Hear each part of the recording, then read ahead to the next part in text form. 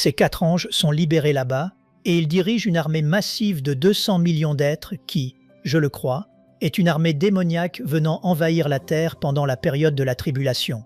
Il est dit que cette armée de 200 millions tue 1/3 des habitants de la terre entière.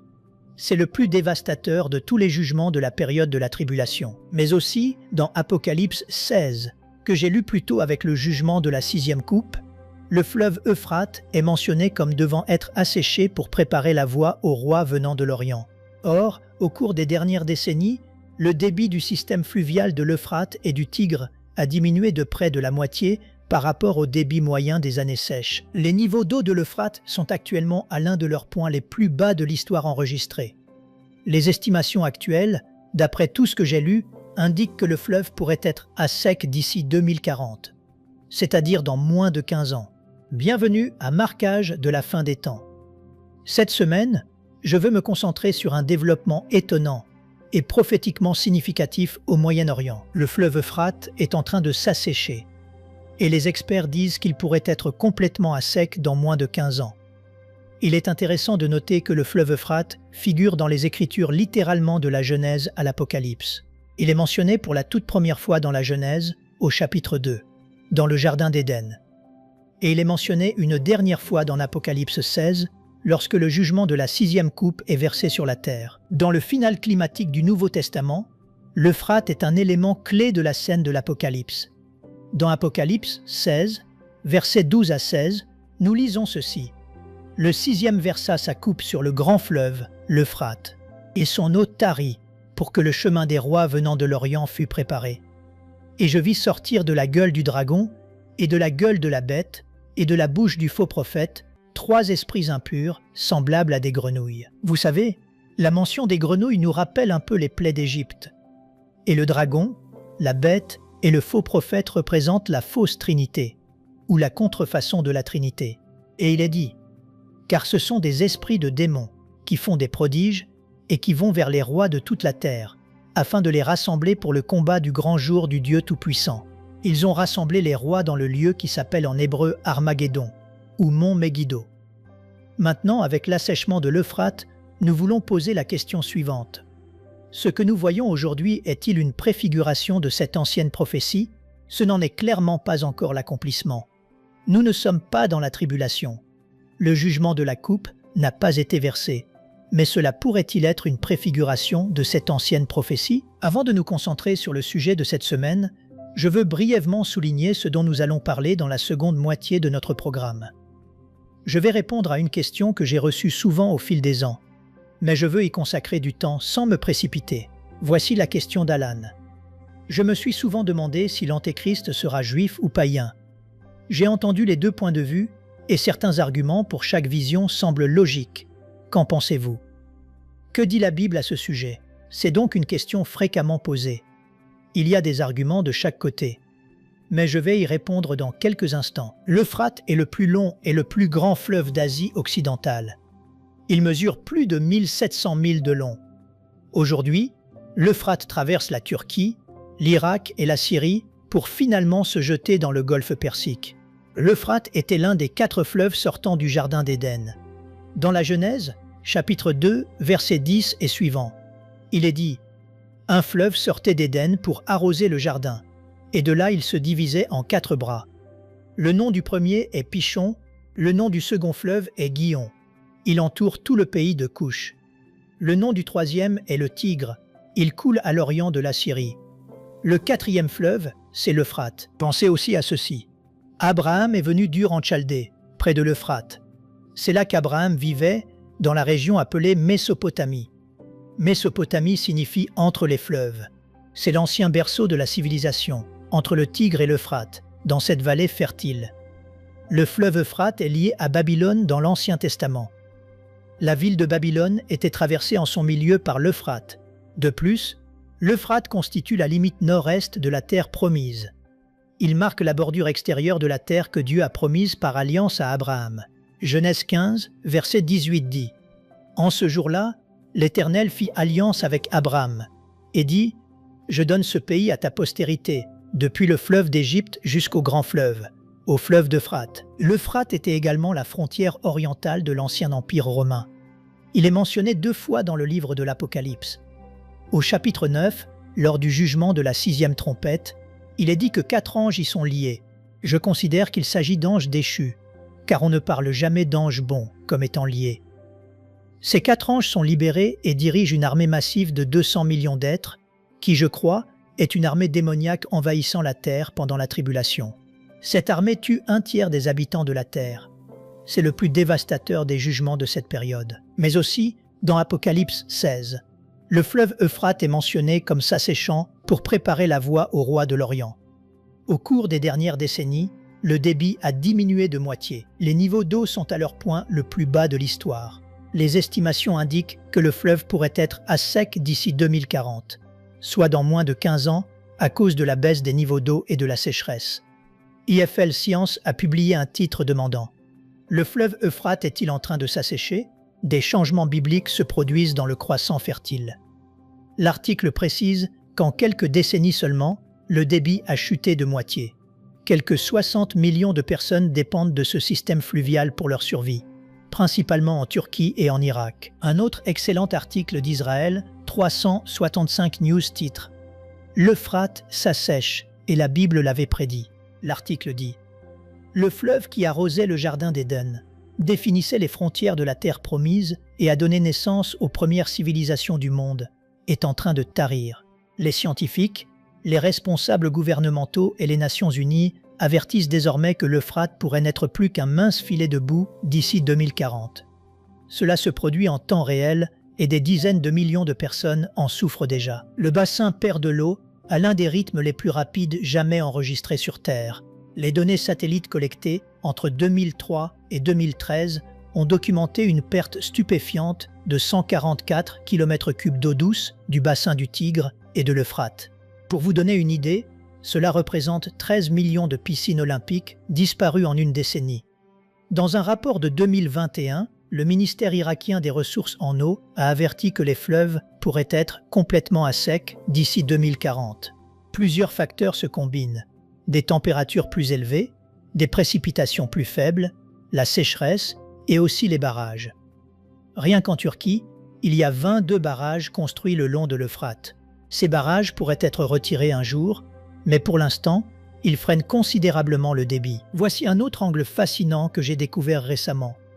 Dans l'islam, l'assèchement de l'Euphrate est une prophétie bien connue de la fin des temps. Il l'appelle la dernière heure. Le prophète Mahomet a prédit que le fleuve se retirerait pour révéler une montagne d'or ou un trésor caché et a averti que quiconque serait présent ne devrait rien en prendre. Un célèbre hadith détaille cela. Laissez-moi lire ce que dit ce hadith islamique. L'heure ne viendra pas avant que le fleuve Euphrate ne s'assèche pour dévoiler la montagne d'or pour laquelle les gens se battront. 99 sur 100 mourront dans les combats, et chaque homme parmi eux dira « Peut-être serais-je la seule personne à rester en vie ». Une autre narration dit que le temps est proche où l'Euphrate s'assèchera pour dévoiler un trésor d'or. Quiconque est vivant à ce moment-là ne doit rien en prendre. Selon ce hadith, il y aura un conflit catastrophique pour cet or. Il est fascinant pour moi que l'islam voit aussi l'assèchement de l'Euphrate comme un signe de la fin. Je crois que cela a été emprunté à la Bible. La Bible ne parle pas d'or sous le fleuve, mais le Coran a été écrit environ 700 ans après que l'apôtre Jean a clos le canon des Écritures avec l'Apocalypse. Beaucoup de choses sont empruntées à la Bible. Cette idée de l'assèchement de l'Euphrate provient certainement du livre de l'Apocalypse, même si d'autres éléments ont été ajoutés. Un autre aspect dont on parle beaucoup en ligne est que l'assèchement de l'Euphrate forme le symbole de la lettre grecque oméga. Cela provoque des discussions virales. Cette forme est le résultat d'une géométrie naturelle combinée à la réduction du débit et aux sécheresses. J'ai une photo ici, et vous pouvez voir la forme de la lettre grecque oméga. Comme vous le savez, Jésus est l'alpha et l'oméga. L'oméga est la dernière lettre de l'alphabet grec, et ici l'Euphrate, en s'asséchant, forme ce symbole. Je ne sais pas si cela a une signification biblique réelle, mais c'est un point fascinant, en lien avec la prophétie d'Apocalypse 16. Ce que nous voyons aujourd'hui n'est pas l'accomplissement d'Apocalypse 16, car ce jugement intervient à la toute fin de la tribulation. Mais le fait que l'Euphrate s'assèche sous nos yeux est un autre signe, je crois, de la venue prochaine du Christ. Même les articles séculiers s'interrogent sur l'importance prophétique de cet événement. Alors que nous voyons l'Euphrate s'assécher, nous devons nous assurer de lever les yeux, d'être prêts et d'attendre le retour du Christ. Passons maintenant à la question sur l'identité de l'Antéchrist. Sera-t-il juif ou païen? Que nous dit la Bible? La question est simple mais importante. Je me suis souvent demandé si l'Antéchrist sera juif ou païen. J'ai entendu les deux points de vue. Qu'en pensez-vous? Il y a beaucoup d'avis. Pour être direct, je crois que l'Antéchrist sera un païen, un gentil. Le mot « anti » devant Christ peut signifier à la place de ou contre. Je pense que les deux seront vrais. Beaucoup croient qu'il sera juif. Dans l'Église primitive, on pensait qu'il viendrait de la tribu de Dan, car dans Apocalypse 7, la liste des 12 tribus d'Israël omet Dan. Dans Genèse 49, Dan est associé à un serpent. D'autres pointent vers Daniel 11, où il est dit qu'il n'aura point égard à l'objet du désir des femmes, ce que certains interprètent comme le désir des femmes juives d'être la mère du Messie. Il est aussi dit qu'il n'aura point égard au Dieu de ses pères, Elohim, ce qui pourrait indiquer une origine juive monothéiste. L'argument selon lequel, si Jésus était juif, le faux Christ devrait l'être aussi, est fort. Cependant, je pense que plusieurs points indiquent qu'il sera païen. Premièrement, dans Apocalypse 13, verset 1, il est dit « Et il se tint sur le sable de la mer ». Je pense qu'il s'agit de Satan le dragon. Puis je vis monter de la mer une bête qui avait 10 cornes et 7 têtes. C'est une allusion à Daniel 7. Dans Apocalypse 17, verset 15, il est dit que les eaux sont des peuples, des foules, des nations et des langues. La mer symbolise les nations païennes. Si la bête monte de la mer, cela indique une origine non juive. Deuxièmement, l'Antéchrist sera le pire persécuteur du peuple juif de l'histoire. Daniel 7 dit qu'il opprimera les saints du Très-Haut. Satan est l'antisémite ultime. Il semble plus logique que le plus grand haineux des Juifs de l'histoire soit un païen, bien que l'on puisse trouver des contre-exemples historiques. Troisièmement, il dirigera la forme finale de la puissance mondiale païenne. Dans Daniel 2, le rêve de Nebuchadnezzar montre une succession d'empires, Babylone, les Mèdes et les Perses, la Grèce, Rome. Les 10 orteils de fer et d'argile représentent une forme finale de l'Empire romain qui n'a pas encore existé. Ce sera la dernière étape de la puissance des nations, les gentils. Puisque le premier dirigeant de ce système était Nebuchadnezzar, un païen, il est logique que le dernier le soit aussi. Enfin, la Bible utilise des types ou des modèles prophétiques. Antiochus Épiphane, le dirigeant syrien du IIe siècle avant Jésus-Christ, est présenté dans Daniel comme un type de l'Antéchrist. Il a profané le temple en 164 avant Jésus-Christ. Ce qu'Antiochus Épiphane a fait, l'Antéchrist le fera aussi. Or, Antiochus Épiphane était un païen. Si le modèle principal de l'Ancien Testament est un païen, il est probable que l'Antéchrist le soit également. J'espère que ces 4 points vous aideront. Merci beaucoup de regarder ces vidéos chaque semaine. C'est une joie pour moi de vous apporter ces informations. Merci pour vos encouragements, pour vos abonnements et pour partager cette chaîne. Que Dieu vous bénisse et à la prochaine fois. Nous aimerions vous donner l'opportunité de faire de Jésus le Seigneur de votre vie. Voulez-vous bien prier avec moi?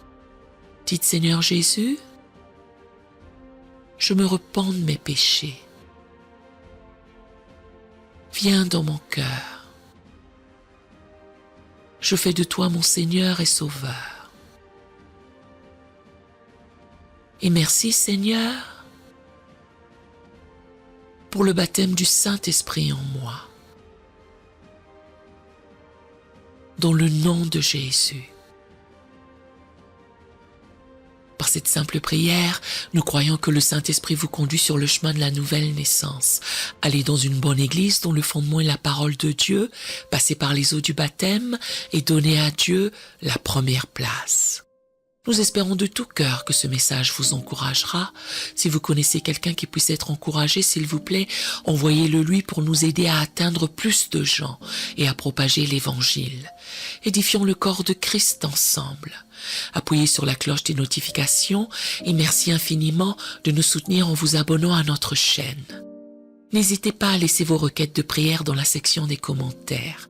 Sachez que même si vous ne voyez pas de réponse à votre requête, que ce soit sur YouTube, email, Facebook ou sur Messenger, nous avons prié pour vous. Nous invitons humblement le corps de Christ à soutenir chaque requête en écrivant une prière dans la section commentaires. Tenez-vous ferme dans la foi avec nous pendant que nous prions. Que la grâce et la paix du Seigneur Jésus-Christ soient avec vous tous et qu'il vous bénisse merveilleusement.